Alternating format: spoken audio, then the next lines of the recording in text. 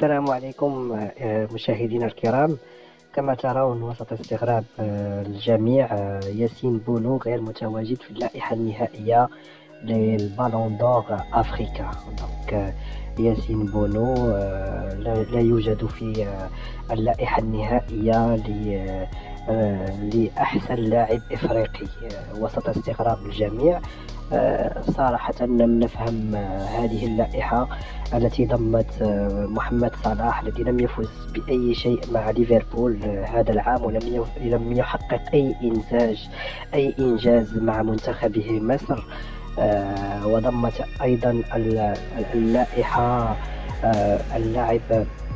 اللاعب كما قلت محمد صلاح الذي لم يفز بأي لقب، ولم يكن له أي مساهمة في تتويج بلقب أو شيء من هذا القبيل. بينما تواجد أشرف حكيمي الذي قام بعام 2022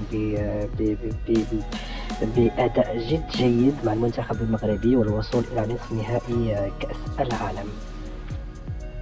فيما ضمت اللائحة أيضا اللاعب النيجيري أوشيمان ولاعب نابولي، فريق نابولي.